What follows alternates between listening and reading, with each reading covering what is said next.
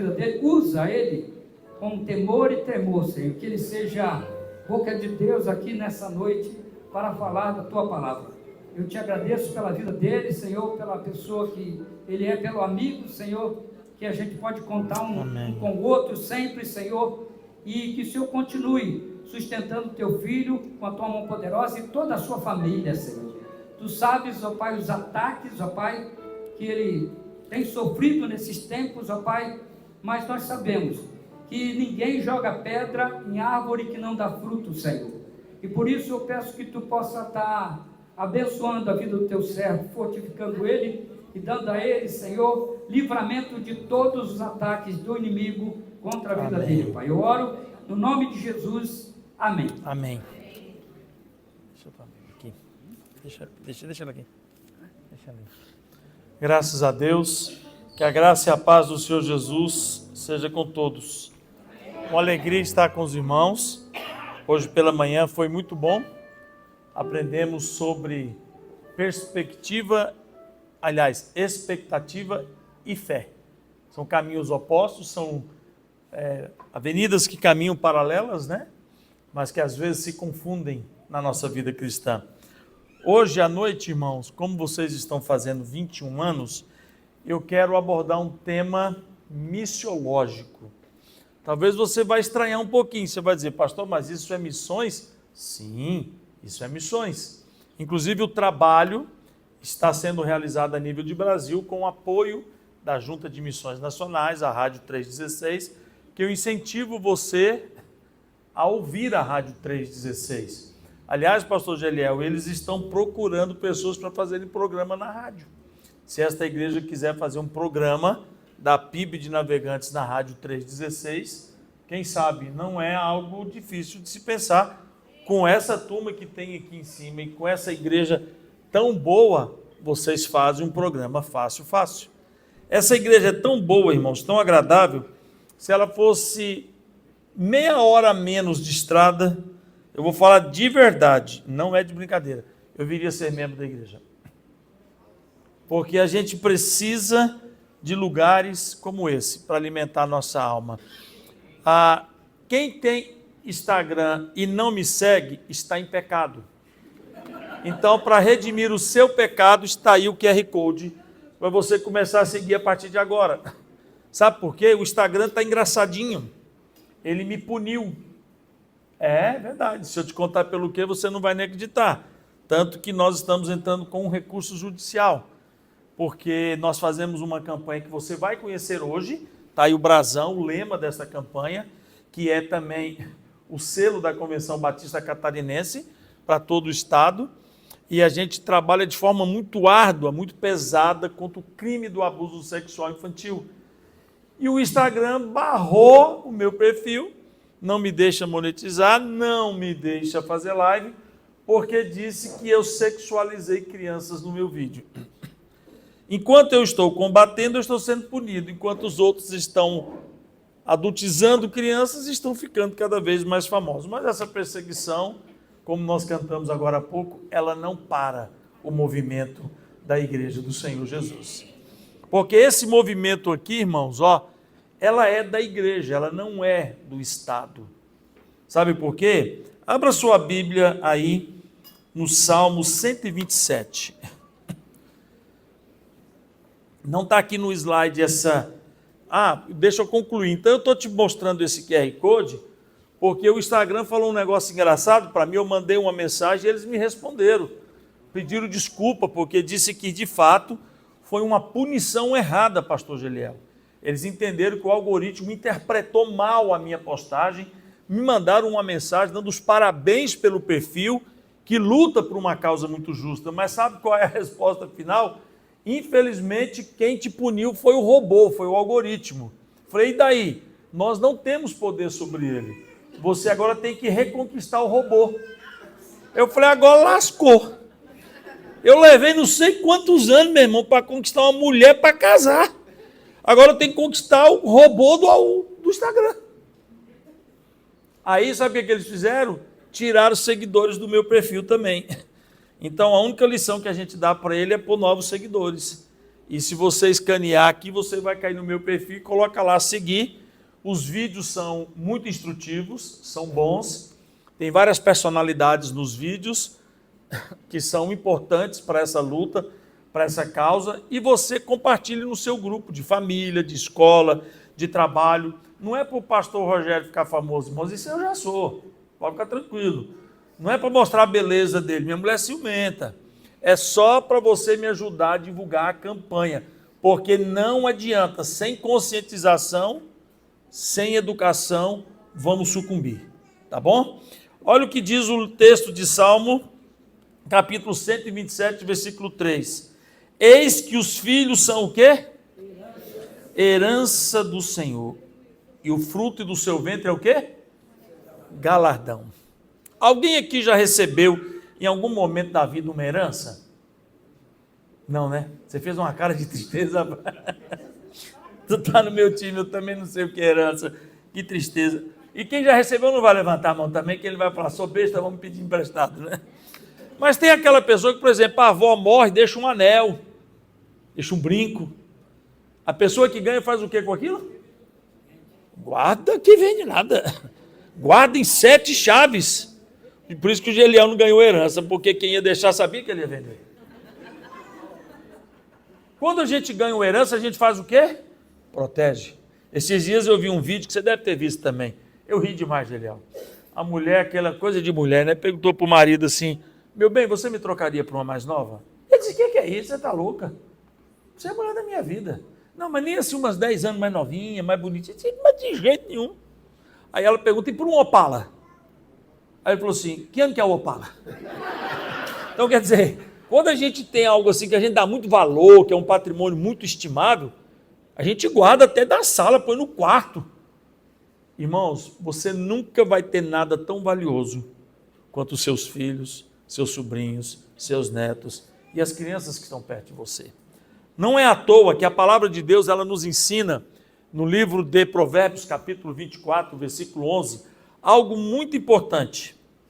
Olha a orientação bíblica para mim e para você, que hoje estamos completando 21 anos, somos maiores de idade agora. Agora somos chamados a uma responsabilidade. A Bíblia diz, livra os que estão sendo o quê? Levados para a morte. Salva os que cambaleiam indo para... Você tem noção do quadro nacional sobre isso? O Brasil está estarrecido com o que aconteceu recentemente com a pequena Alice de 6 anos, né?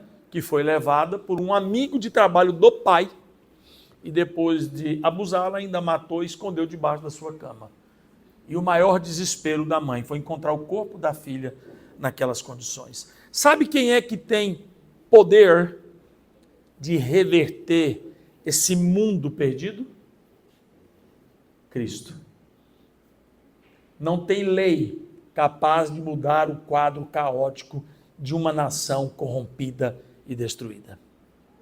Mas nós não podemos nos esconder detrás da cruz, da nossa teologia, e não levar a sério que nós precisamos efetivamente fazer algo por isso. Isaías capítulo 1, versículo 17, vamos ler juntos? Aprendam a fazer o bem, busquem a justiça, acabem com a opressão. Olha, poucas coisas, pastor Geliel, foram tão tristes para mim, seja pastor, como advogado, do que lidar com crianças vítimas da opressão dos adultos. Poucas coisas foram tão difíceis. Você sabe que nós estamos no meio dos fatos e dos dados, e muitas vezes os dados não nos comovem, mas os fatos de fato mexem conosco. A palavra que eu trago para você aqui é missiológica, é para trazer você para uma missão urbana. A igreja de Jesus, ela precisa olhar para fora das suas janelas, para fora das suas portas. Ela não pode se conformar com o conforto das suas paredes bem aparelhadas, bem aplanadas, bem rebocadas e pintadas. Ela precisa estar atento ao caos que está lá fora. E você pensa que o caos é pequeno? Isso é o que se chama de notificação oficial. Isso é só para você ter uma ideia. Isso é o que acontece. Isso é o que acontece com crianças abaixo de 13 anos no Brasil hoje. 124 casos por dia, 5,17 por hora, e uma criança a cada 12 minutos. Não é de chorar? Entendeu por que Isaías disse: nós temos uma missão? Livrar os oprimidos? Agora, você quer ficar mais chocado ainda? Dá uma olhada no que está escrito aqui embaixo, ó. Notificação oficial. Porque, segundo o Senado Federal, existe um fenômeno muito ruim no Brasil que é chamado de subnotificação. Sabe o que o Senado Federal fez em uma pesquisa? Uma descoberta horrível. Somente um caso de cada 10 é notificado. Entendeu o problema? Então, se de 1 de cada 10, significa que nós temos que pegar o primeiro quadro e adaptá-lo a esse aqui. Ao contrário de 124 diárias, nós temos 1.240.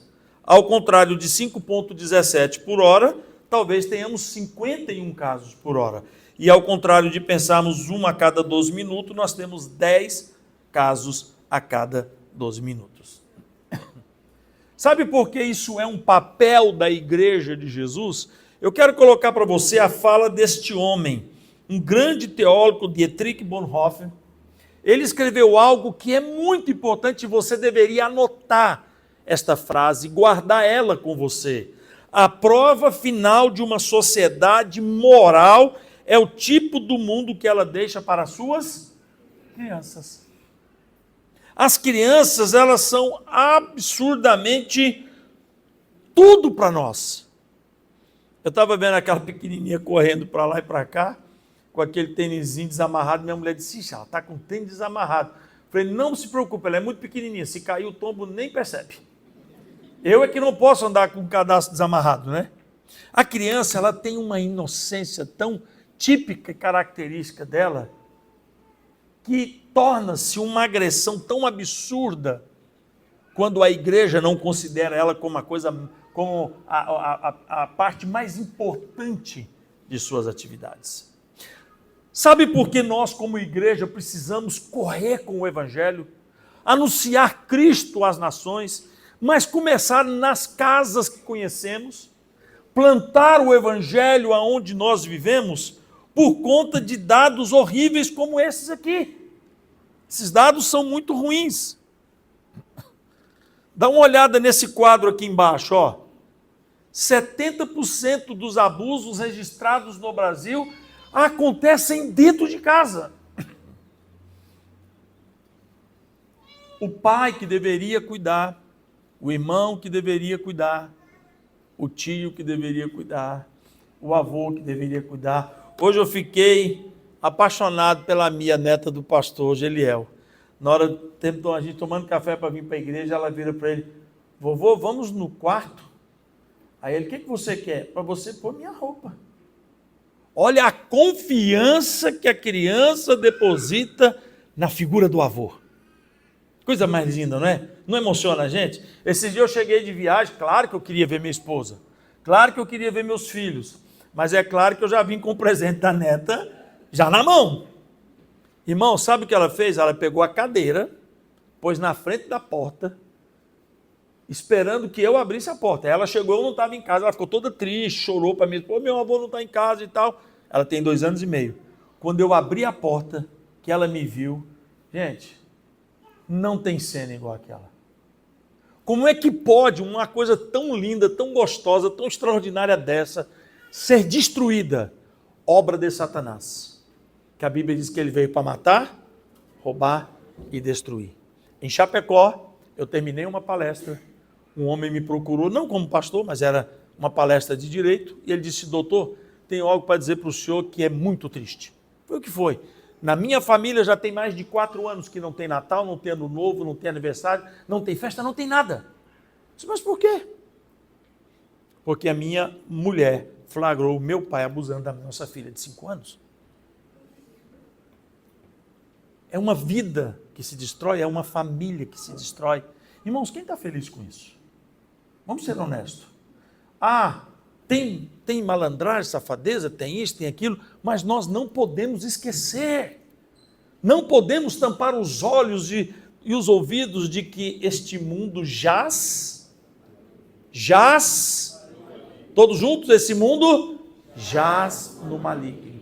Você sabe o que significa a expressão jaz no original? Introduzido. Não é como batendo asas por aí, ele está no centro, no cerne do mundo. Por isso a moda é dele, a música é dele, a cultura é dele, a arte é dele. Tudo que é absurdo, que a gente repudia como família cristã, como família moral e ética, passa por ele como algo muito bonito. Eu quero deixar também uma frase para você, muito bacana, de um grande amigo nosso, amigo da igreja. Quem não lembra do Dr. Russell Shedd, né? Você sabe que Santa Catarina foi um estado privilegiado, né? O último lugar que ele pregou antes de partir para a eternidade foi na Igreja Batista da Trindade. Mas antes disso, ele ficou 3 dias dando um seminário de escatologia para os pastores batistas no Recanto Catarinense. Que privilégio, né? E esse homem me fez viver uma experiência tão bacana, irmãos, tão legal. Porque quando ele veio aqui, eu estava numa crise tão ruim. Não sei se eu já contei isso para os irmãos aqui, mas eu estava numa bad mesmo. Minha esposa estava enferma, meu filho mais velho estava enfermo, o meu mais novo tinha operado de câncer, numa crise financeira horrível, mas estava tudo atrapalhado. Aí quando ele disse para mim, Rogério, eu quero ficar na sua casa, não quero ir para o hotel. Eu falei, ai que beleza, vou ter com quem abrir meu coração e contar meus problemas, né? Desabafar um pouco, né? Um homem da seriedade dele. Só que, para quem não sabe, ele quando estava aqui, estava tratando de câncer, fazendo quimioterapia e sofrendo muito por isso. Aí quando eu sento na mesa do café da manhã, pastor, para conversar com ele, já vim com aquela sede de jogar tudo de uma vez na mesa, né? Eu viro para ele e falo assim, pastor, como é que o senhor está? Tudo bem? Ele vira para mim e fala, eu estou ótimo. Sabe por quê, irmão Rogério? Diz, por quê, pastor? Porque um dia eu orei e disse assim, Deus, não me leve deste mundo sem antes experimentar a dor desse mundo. Eu quero sofrer antes de ir para a eternidade. E Deus está me dando essa oportunidade por meio do câncer. Eu estou experimentando o sofrimento. Aí ele olhou para mim e falou assim, o irmão, como é que está? Eu disse, muito bem, graças a Deus. Eu estou ótimo. Eu estou maravilhoso. Pastor, nunca estive tão bem na minha vida. Eu fiquei até com medo de dizer, mais ou menos, né? Estou ótimo, excelente, estou pulando de alegria. Ele diz o seguinte em uma das suas célebres frases, são milhares guardadas, o pecado contra os indefesos é uma afronta ao próprio caráter de Deus. Você está entendendo por que eu chamo isso de um trabalho missiológico? Porque você, aonde quer que você esteja, você tem uma obrigação, cuidar das crianças. As pessoas têm mania de dizer que elas são o nosso futuro, não. Elas são o nosso presente. Porque se tem alguém que está ficando para trás, somos nós, não elas. É triste quando nós não olhamos com a intensidade que Jesus olhou. Olhe bem o que Jesus fala em Mateus capítulo 18, versículo 6. Quem fizer tropeçar um destes pequeninos, seria melhor que ele amarrasse uma pedra de moinho no pescoço e se afogasse nas profundezas do mar. Quem é que disse essas palavras aí, irmãos? O que Jesus está mandando o cara fazer? Não vamos dizer essa palavra que é feia. Jesus está mandando ele amarrar uma pedra de moinho que não é uma boia, mas é uma coisa muito pesada de se jogar nas profundezas do mar, porque o que ele está fazendo é algo insuportável aos olhos de Deus. Você não vai encontrar em nenhuma outra passagem da Bíblia uma penalidade tão severa quanto essa que Jesus está aplicando aí. Você não vai encontrar. E eu quero chamar a sua atenção por uma coisa muito simples. Esta palavra tropeçar no grego, ela é conhecida como escandalizon, e ela tem 3 ramos muito importantes. Porque quando a gente fala tropeçar, a nossa língua portuguesa ela é muito rica, né? Basta você olhar para uma palavra que significa um monte de coisa. Tem lugar no Brasil que se a pessoa falar assim, você está mangando de mim, você está fazendo o quê? Bullying. Mas por outro lado, todo mundo gosta de manga, desde que não seja a manga da camisa. Então a nossa língua portuguesa ela é extraordinária. Aí quando você fala tropeçar, quem aqui nunca tropeçou? Todos nós já tropeçamos um dia. E não fez mal nenhum. Talvez uma raladinha, né? Eu tropecei muito de bicicleta. Tropeçava pedalando.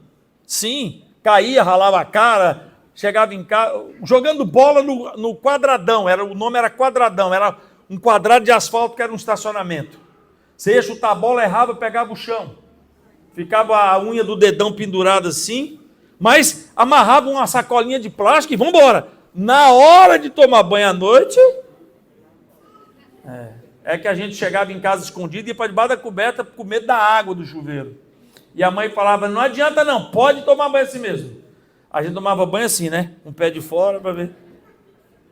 E a gente vai indo, e vai correndo, e vai tropeçando, e vai crescendo. Só que esta palavra tropeçar não é tão simples assim no grego como nós estamos analisando na nossa língua portuguesa.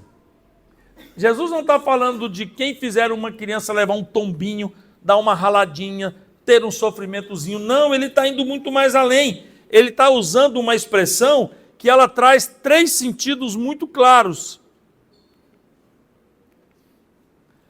A palavra sugere uma armadilha, ou seja, quem fizer uma armadilha, colocar uma armadilha para esta criança, melhor seria que se jogasse no fundo do mar.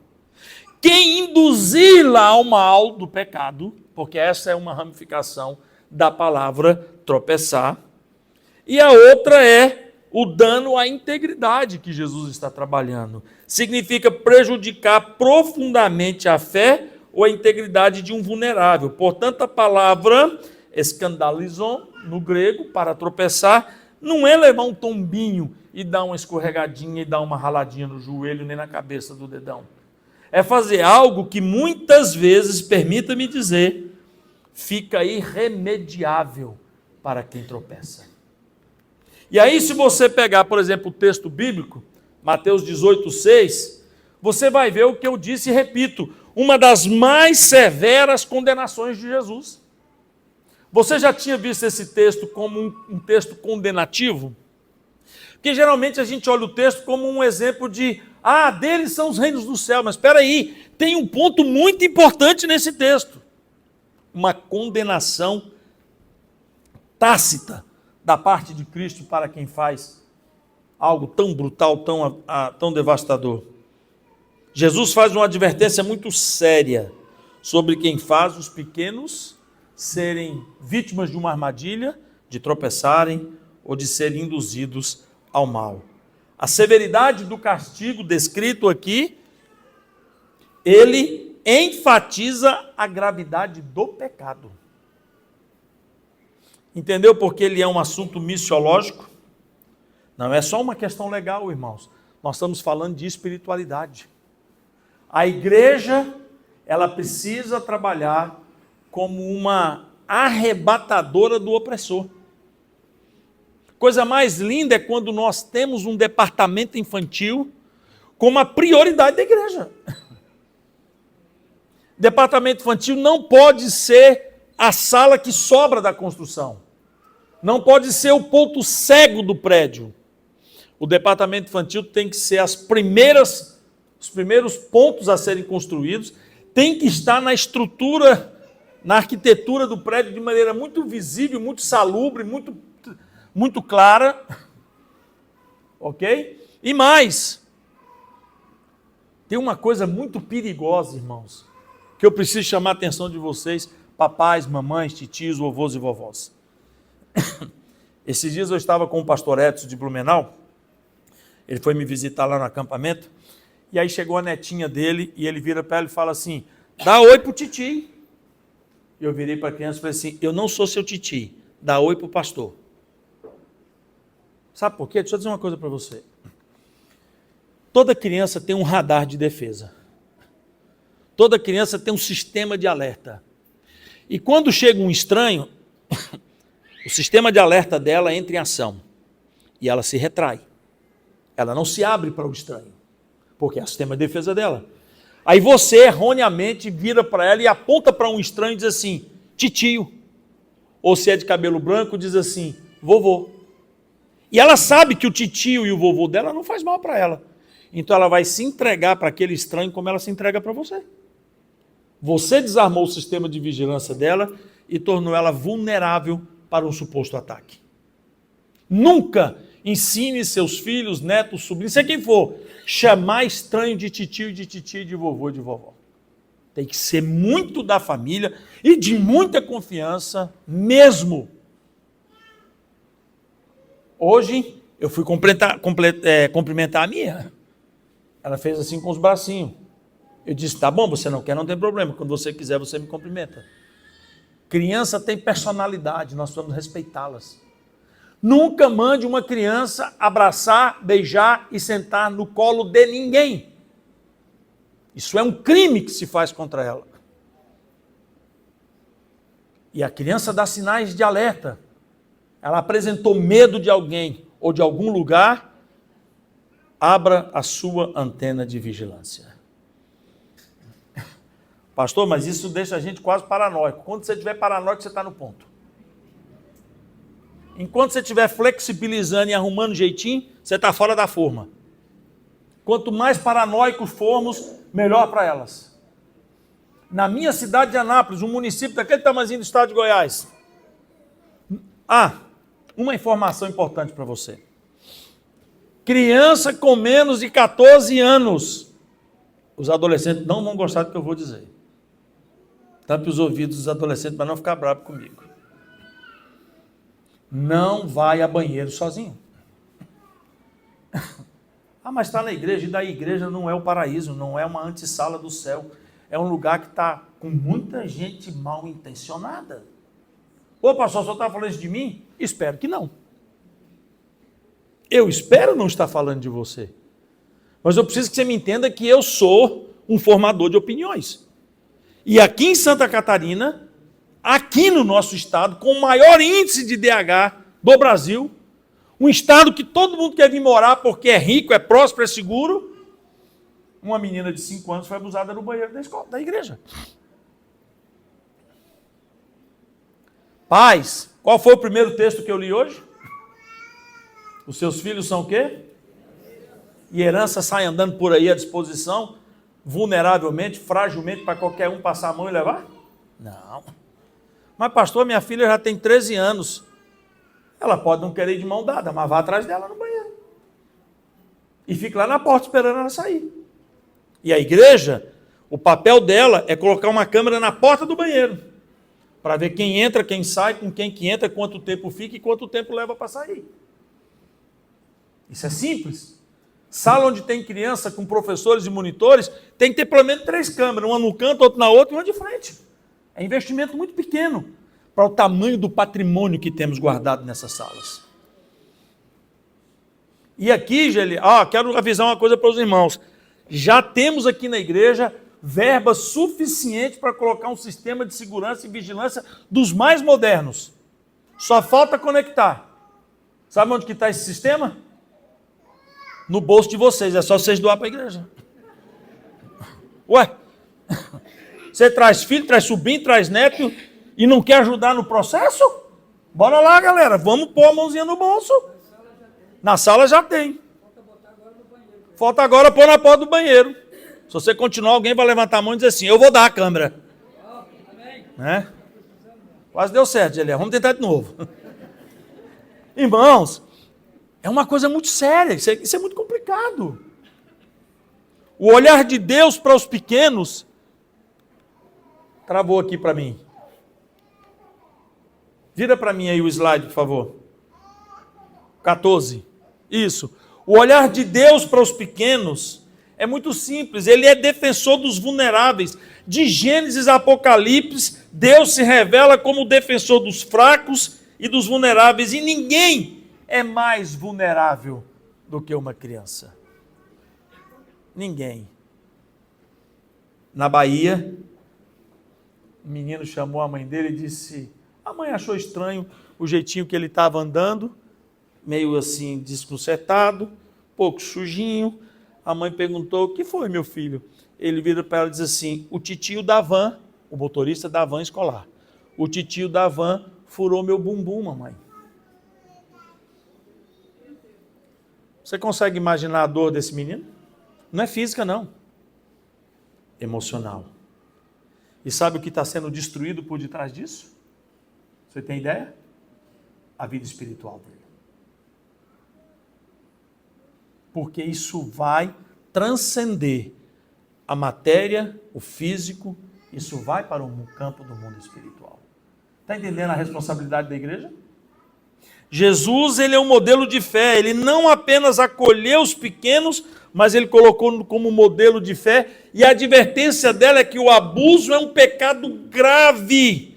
E note bem a palavra, clamoroso, não é glamouroso, é clamoroso. Ele é um pecado grave, porque atenta contra a inocência e a dignidade das crianças. Você alguma vez já tinha parado para pensar que você tem uma missão de Deus? E tem gente que fala assim, bom, eu não me preocupo mais, os meus filhos já cresceram, eu não tenho criança, eu ainda não tenho filhos, não tenho que me preocupar. Criança é obrigação de todos. O filho do seu vizinho, do seu primo, quem quer que seja, criança diante dos seus olhos é obrigação sua. Acredite nisso. Às vezes o pai não está vendo, às vezes a mãe não está vendo, mas você está. E você é racional o suficiente para ser um guardião daquela criança. Não me interessa quem são os pais. Uma criança em perigo me chama a atenção e eu tenho que socorrê-la. Um dia eu estava numa festa de casamento, porque não existe lugar mais perigoso para as crianças do que em festa de família e festa de empresa. Sabia disso? Você vai dizer, não, pastor, mas festa de família sim. Quando você sai com uma criança numa área pública, o que você faz? Você segura ela na mão aqui e não tira o olho dela, correto? E quando você chega numa festa de família? Você nem sabe onde que ela está, por onde que ela passou, em que buraco que ela se enfiou, nada. E eu estou lá numa festa de casamento, plena 9 horas da noite, estou vendo meus olhos olhando. Porque você sabe, né? Quem lida com essas coisas não tem jeito, né? Acaba ficando antenado demais. E eu estou vendo a bichinha brincando, entrou debaixo de umas cadeiras para se esconder dos primos. Aí eu chamei a mãe, falei, fulano, vem cá, cadê sua filha? Tá. Era para estar aqui. Pois é, era, né? Mas não está. E agora? Chama teu marido, vai procurar ela. E eu estou vendo a menina, onde que ela estava. Mas eu estava vendo, e se eu não estivesse vendo? E se um adulto responsável não estivesse vendo, e apenas um adulto irresponsável, um predador, um monstro estivesse vendo? A responsabilidade é sua. Você precisa ter isso na sua mente. Sabe qual é o grande problema da sociedade moderna, irmãos? É a descaracterização da ideia cristã para a contemporanização e o aceitamento dos pensamentos modernos. Por exemplo, você alguma vez já leu esta frase aqui? Uma morte é uma tragédia, 1 milhão de mortes é uma estatística? Você já leu essa frase em algum lugar? Essa frase ela veio a público em 1925, na boca de Kurt Tucholsky. Esse cara era um novelista, um teatrista, mas sabe por que ele ficou famoso? Compondo música de cabaré. Olha o pensamento desse cara lá no meio do mundão. Só que essa frase não ficou famosa na boca dele. Ela ficou famosa na boca de outro personagem, Joseph Stalin, que em 1947 apareceu no Washington Post. Aí sim, uma morte é uma tragédia, 1 milhão de mortes é apenas o quê? Isso é fato ou não é? Quando a gente lida com uma morte dentro de casa, isso significa o quê? Uma tragédia. E quando a gente ouve dados na televisão de várias mortes, a gente chama de quê? Estatística. Quer ver uma coisa? Isso aqui é pergunta que só vale para flamenguista. Quem é flamenguista aqui? Quantos lugares tem no Maracanã? Quase 60. É uns flamenguistas meia boca mesmo. Também, Geliel, eu não sei por que eu pergunto isso para flamenguista. O estádio não é deles, não tem estádio. Não é verdade? Eu insisto nisso, eu não sei para que perguntar para flamenguista isso. Agora, brincadeira. Hã? Só tem o quê? O Ninho do Urubu. Isso é coisa do Geliel, que é pastor de vocês. Eu não falei isso não, hein? Eu nem gosto de falar de time para não dar confusão. 73.609. Errou! Aê! Não, tá errado. É 78.837, depois da renovação dele. Não, tirar. Sabe por que você precisa gravar esse número? No Maracanã tem 78.837 cadeiras. Se você pegar todas as crianças abusadas em 2024 no Brasil, não cabe no Maracanã, porque passou de 80 mil. Ok? Você vê isso na imprensa? Você vê isso na televisão? Eu fui dar uma palestra num estado, não vou dizer qual estado que é, porque fica mal. Um deputado estadual me chamou e disse assim, precisamos trazer você para ampliar essa palestra. Eu estou à disposição. Mas um vereador da região veio falar comigo no dia seguinte. E ele disse assim para mim, olha, a sua palestra é muito interessante, mas eu, de fato, não vejo assim que seja muito importante trazer para o município, porque isso vai aflorar os índices e vai aumentar os índices do meu município. Em outras palavras, eu não quero que o senhor traga essa palestra, porque as pessoas vão saber o que acontece aqui, e por enquanto eles não sabem, é melhor. Você está vendo que responsabilidade dele? Eu não quis nem foto, nem filmagem, nem entrevista com ele. Porque esse homem, para mim, não merece nem o voto de quem colocou ele na cadeira que ele está. Agora, se essa frase é ruim, imagina se a gente mudar essa frase e colocar esta frase aqui, ó. Uma criança abusada é uma tragédia. 1 milhão de crianças abusadas é apenas o quê? Eu acabei de dar uma para você aqui. 80 mil. E sabe de uma coisa? Isso passou mais de um mês bombando nas redes sociais. E provavelmente você não viu porque o seu algoritmo não te mandou esta mensagem. Dos mais de 80 mil. Esse é o grande problema.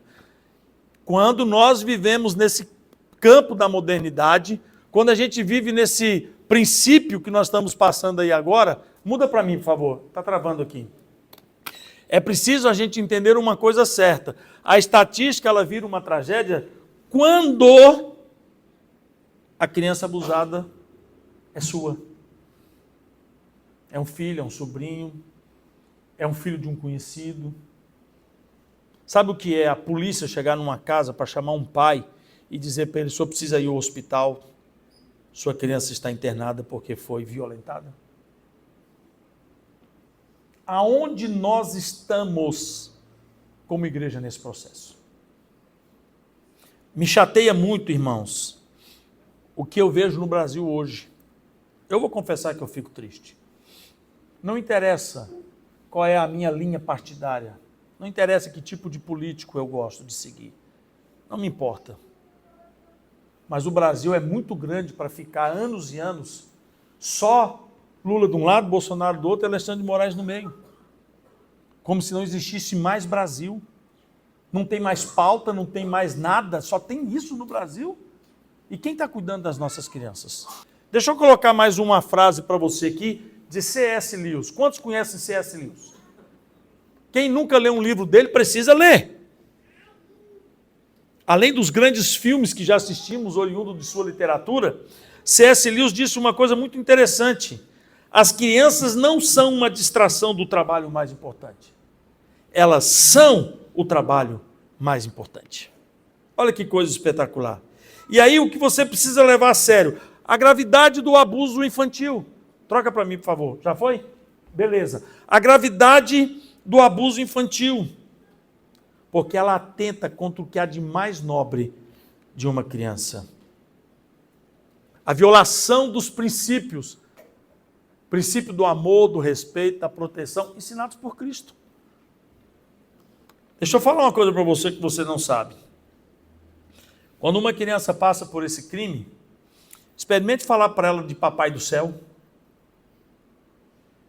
Experimente dizer para ela assim: Deus vai guardar você. Deus vai cuidar de você. Você acha que vai entrar fácil no ouvidinho dela? Vai bater no coraçãozinho dela? Se foi o próprio pai que a violentou? Se foi o avô, se foi o tio, foi o primo, foi o médico, o pediatra, o dentista, o terapeuta, o técnico de futebol, o treinador de natação, pessoas que ela sempre confiou, os professores. Eu tratei de uma menina, que ela disse para mim, eu até fiz o vídeo dela na internet, algumas pessoas, estou tendo problema, viram para mim, acharam que eu estava inventando a história. Ela não comemora o Dia dos Pais, pastor Geliel, porque até os 9 anos, quando ela era aluna de uma escola pública, ela pegava a gravatinha que a gente ganhava na escola, lembra quando era criança? No Dia dos Pais, e levava uma gravatinha de papel para o pai. O que a gente escrevia na gravata? Pai, eu te amo, pai, você é minha vida, pai, você é meu herói. Ela fazia isso todos os anos até os 9 anos, depois ela não conseguiu fazer mais, você já sabe por quê, né? Porque ela perdeu o pai, porque ela descobriu que não era um pai, era um monstro. Criança não abaixa a saia perto do pai. Não se preocupa se as perninhas estão abertas ou fechadas. Não se preocupa se está de shortinho ou não.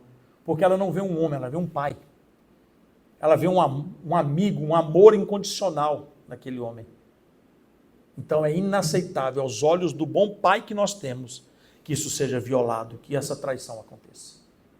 Então é o papel da igreja, sim. É um papel, uma responsabilidade coletiva. E a igreja que se cala diante deste mal, ela está traindo o evangelho. Eu, pelo menos, acredito piamente nesse processo. A igreja está traindo o evangelho quando eu mostrei para você Dietrich, C.S. Lewis, Russell Shedd, escritores bíblicos, mostrando exatamente o oposto do silêncio. Qual é a postura da igreja, irmãos, que você acha que ela deve adotar? São 3 pontos básicos, fáceis de serem resolvidos: defesa inegociável, proteção ativa e voz profética. Nós somos igreja. O que é uma defesa inegociável? É uma postura firme em defesa das crianças. Irmãos, como é o nome do nosso projeto, você lembra?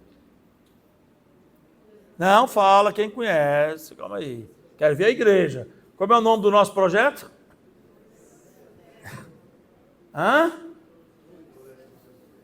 Que raspadinha feia, né? Eu ia dar até uma caneca para quem acertasse, não vou dar mais. Nós precisamos de observar que essa defesa, a proteção ativa, ações concretas para proteger os vulneráveis. O pastor diz, já temos câmera nas salas. Os professores são monitorados? A igreja conhece a ficha dos professores?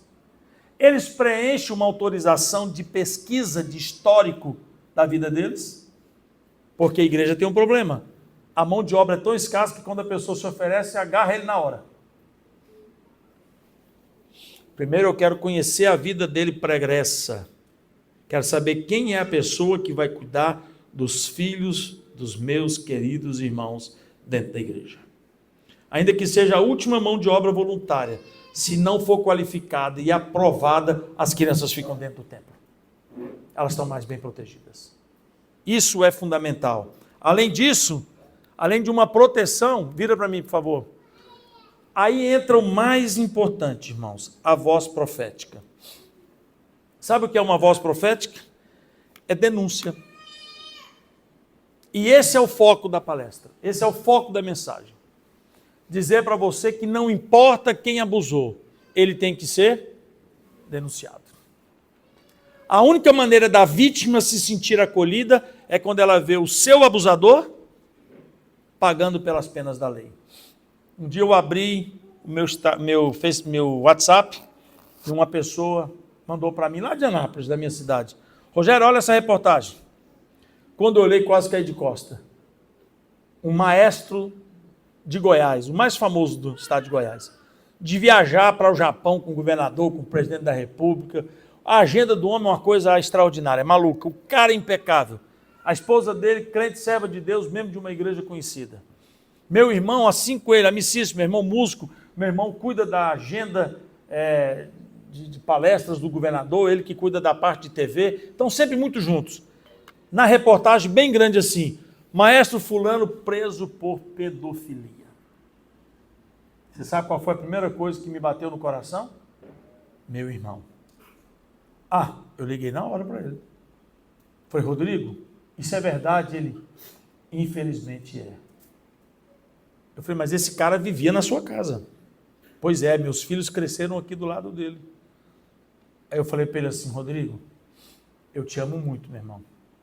Mas se Deus livre e guarde, o seu nome aparecer em qualquer coisa, eu te denuncio, não te defendo e não te ajudo com defesa nenhuma, você vai para a cadeia. Não, Deus me defenda numa coisa dessa. Foi que defenda mesmo.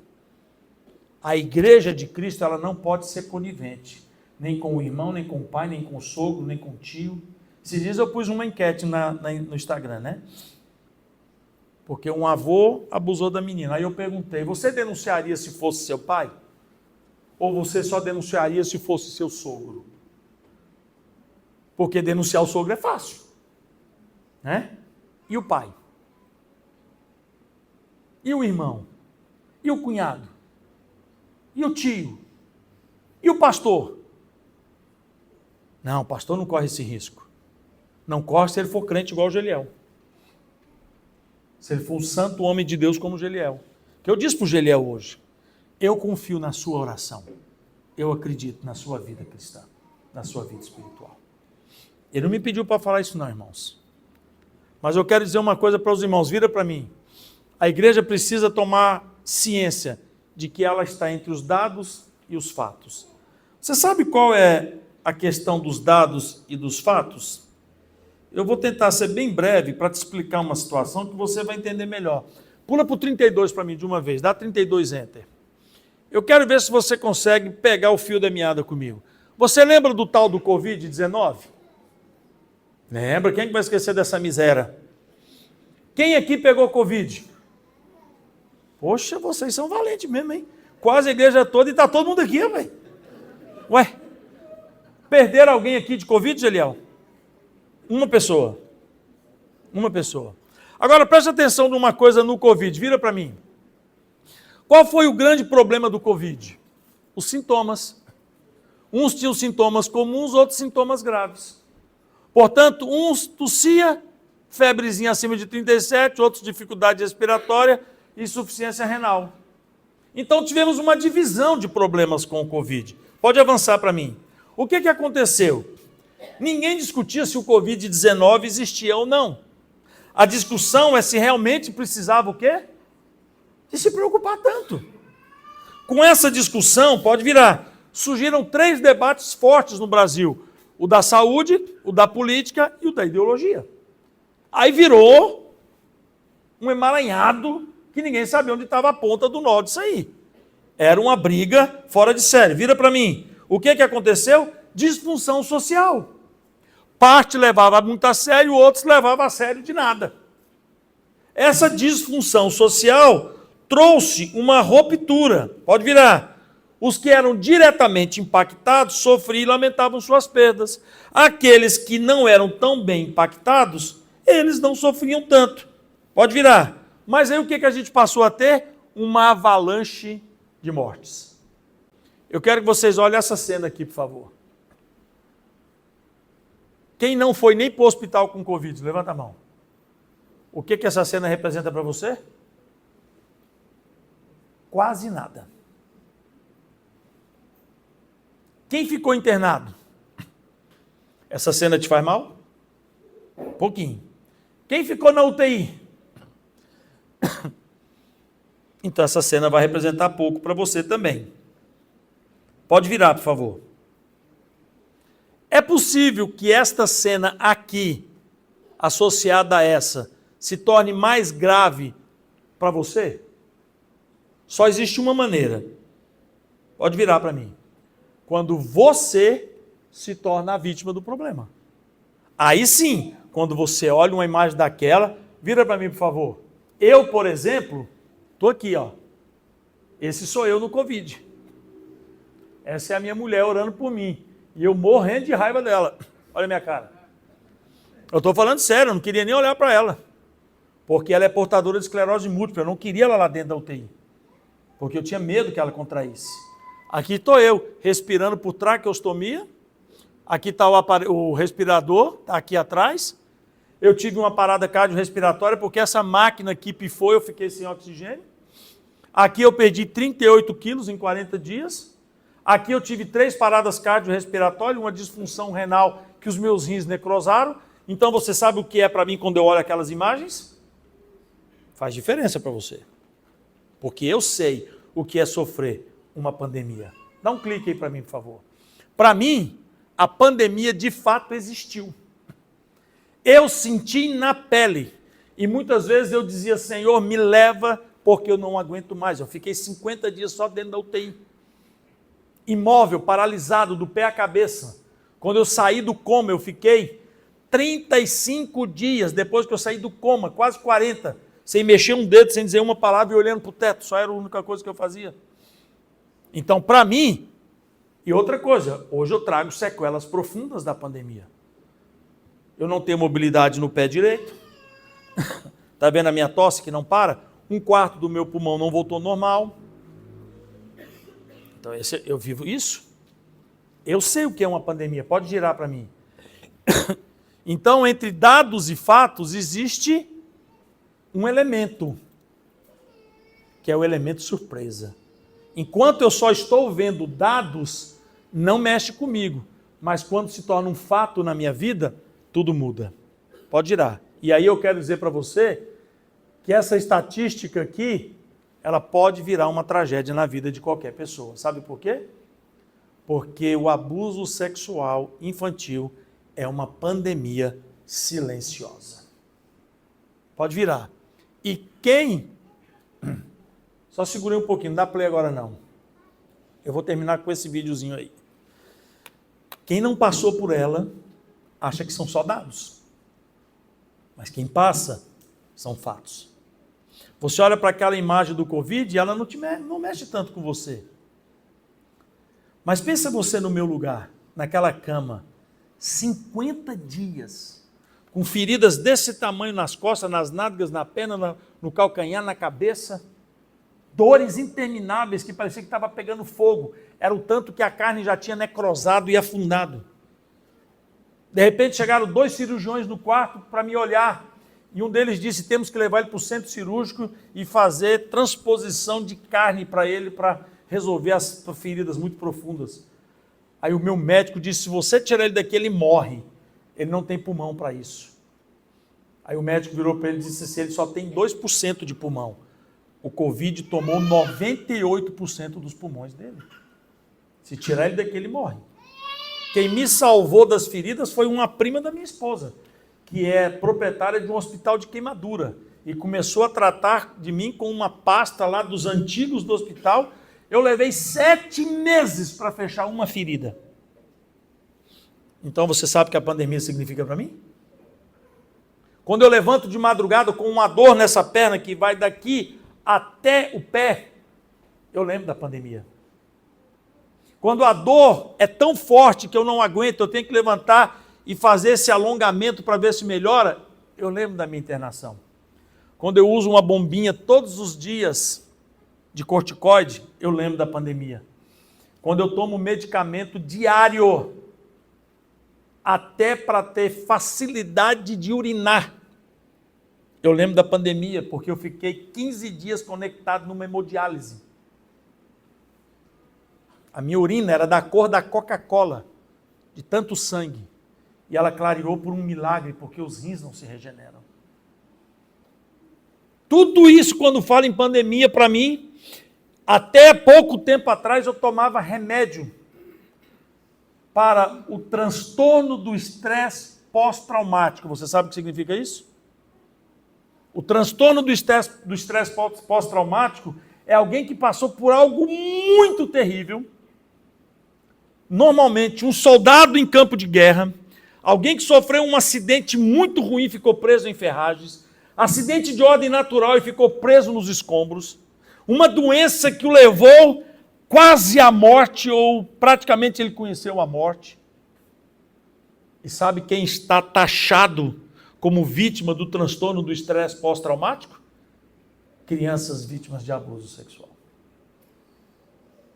Um dia eu estava com a minha família num food truck e pedi lá um lanche lá que eu não lembro qual era. E sentado esperando o lanche, para minha infelicidade, o chamador da senha tinha um barulhinho, um sonzinho. Não aparecia só o número, tocava uma musiquinha. O som da senha do food truck do cara era 100% idêntica à máquina que ficava do meu lado da UTI. Esse é o transtorno do estresse pós-traumático. Um som, um cheiro, uma lembrança te transporta novamente para aquele lugar que você ficou. Naquele momento, um frio, minha mulher olhou para mim e disse: bem, você está passando mal porque olha como você está suado. Minha camisa ficou molhada de suor, involuntariamente, porque o trauma me pegou de novo e eu me vi na UTI, senti o cheiro da UTI, o barulho era da UTI e para mim acabou a minha noite. Porque eu fui vítima de uma pandemia. Então eu quero que você entenda o que é uma criança quando ela é vítima desta pandemia chamada abuso sexual infantil. Você entendeu? Se você entendeu, eu vou parar por aqui. Dá play nesse videozinho para mim aí.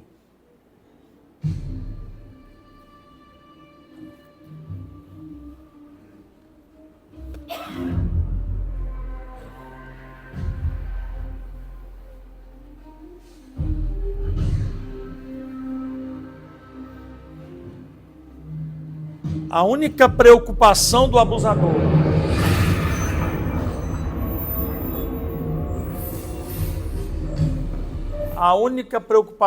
me pediram para sair da frente. Roda o vídeo de novo. Não sabia que eu estava tão grande assim. Roda lá o vídeo, por favor. Olha qual é a única preocupação do abusador.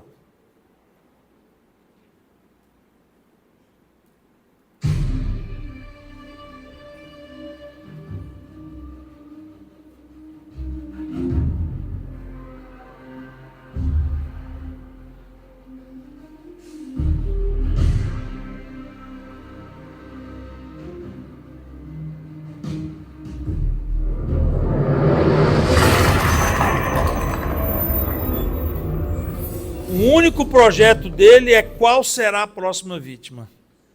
E sabe como é que ele escolhe a criança? Agora você vai se surpreender. Pela família da criança.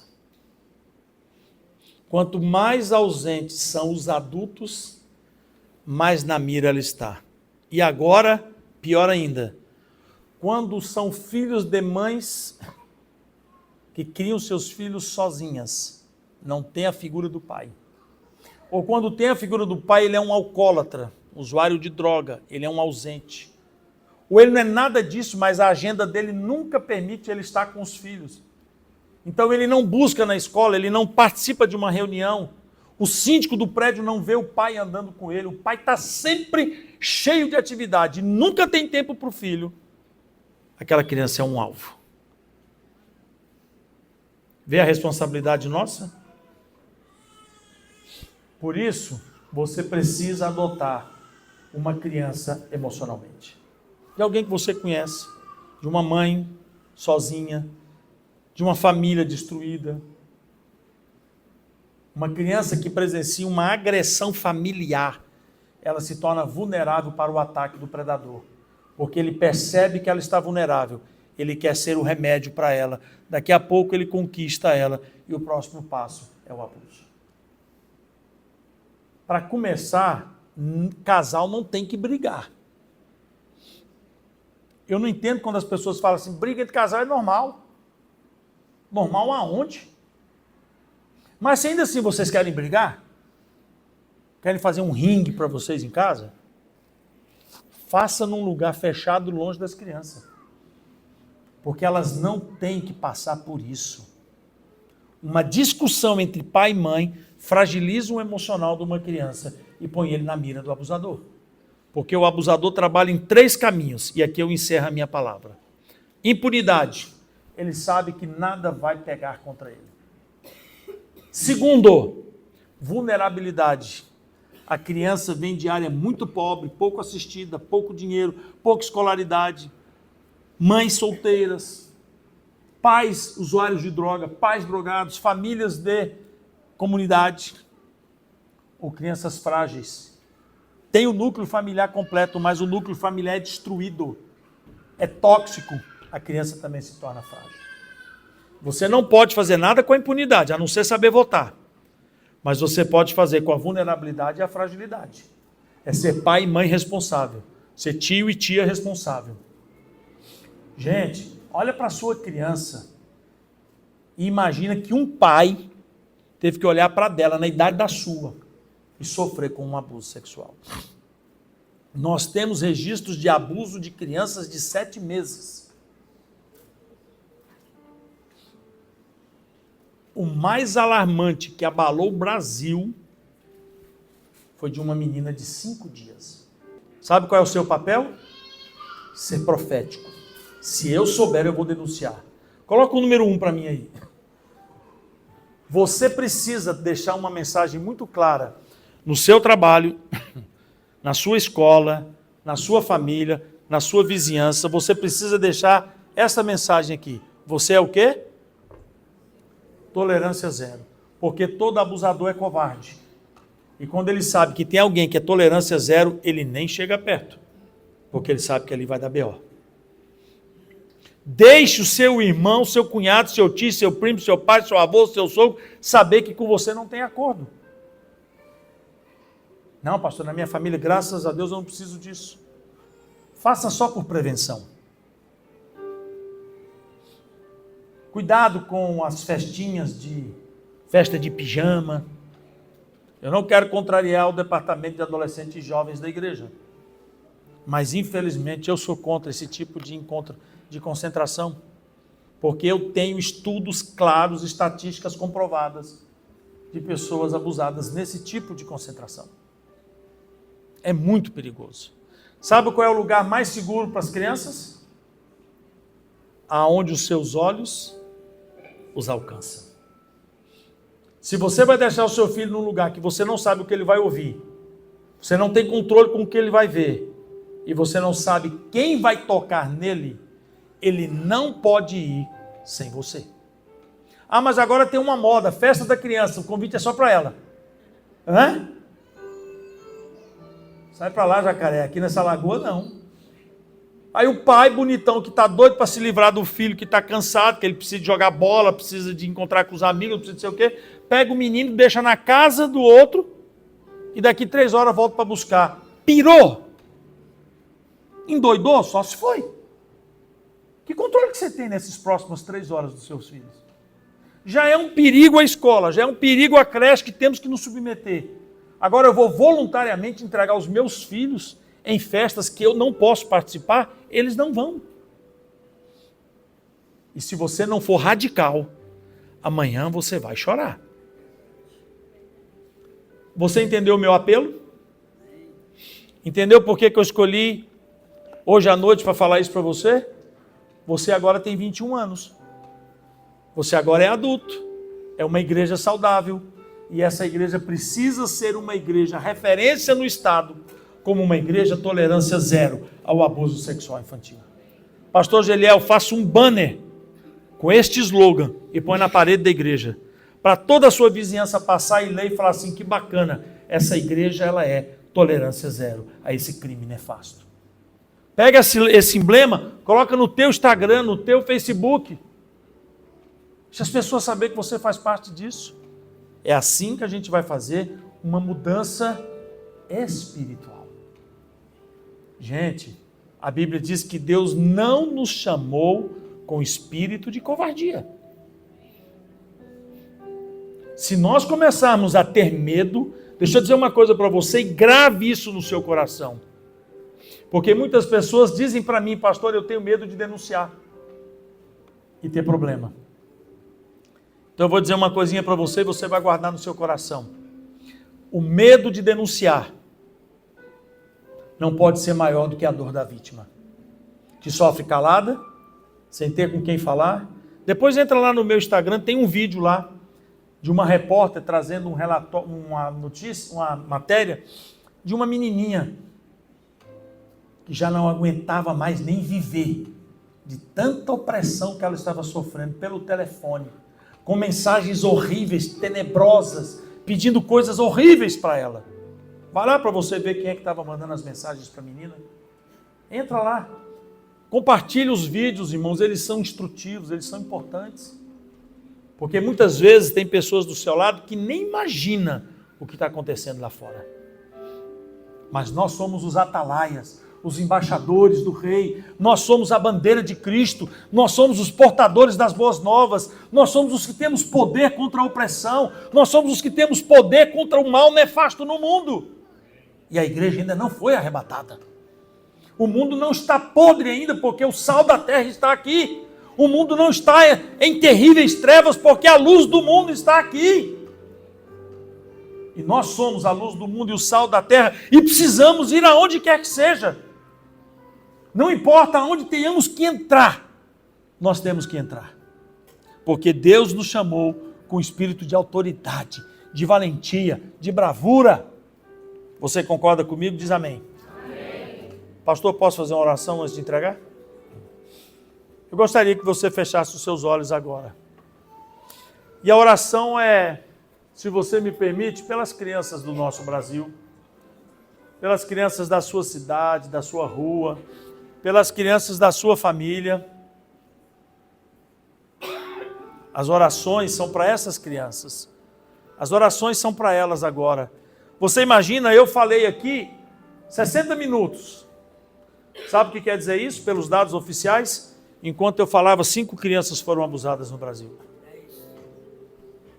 A cada 12, uma, pelos dados oficiais. A cada 12. 5 vezes 12, 5 crianças para cada 12 minutos, 60 minutos. Agora, pelo dado não oficial, aí sim, são 50 crianças. É mais. Irmãos, não interessa qual dado é o correto, qualquer um deles é nefasto, é terrível, é horrendo. Como é que eu posso voltar para casa e dormir em paz, sabendo que tem alguém que eu poderia livrar, salvar, mas nem orar por ela eu estou orando? Deus ouve a oração do seu povo. E a Bíblia diz que nós temos que estar na brecha, orando. Irmãos, me dói na alma imaginar agora uma criança de 10, de 11, de 5, de 6, de 7, querendo, gritando socorro. E ninguém está ouvindo, mas Deus está ouvindo. E Deus está levantando o seu povo em prol dessas crianças. Não é Felca não, irmãos. Não é youtubers, influencers que vai mudar nada não. Quem vai mudar isso somos nós, a igreja de Jesus Cristo. Porque não temos só a mensagem, não temos só o protesto e não temos só a denúncia, mas temos o poder do Espírito Santo que é transformador. Pai, em nome de Jesus, eu coloco esta igreja na tua presença. Pai, que alegria poder ter um público desse aqui para trazer uma informação tão importante como essa e ver aqui um exército formado para ser bênção contra esse nefasto e hediondo crime que devasta a vida da pessoa, destrói o emocional, o físico e o espiritual. Pai, se tem alguém aqui dentro que passou por esse mal, que o Senhor visite o coração dessa pessoa, traz alento, traz alegria, mostra para ela que tu é o Pai que não desampara, que é o Pai que cuida e que vinga dos seus em tempo próprio, Pai. Obrigado, Deus, pelos 21 anos dessa igreja, pela vida do pastor Geliel, pela vida de cada membro desta igreja. Que o poder do Altíssimo seja derramado sobre todos. Em nome de Jesus, todos dizem amém. Suzel.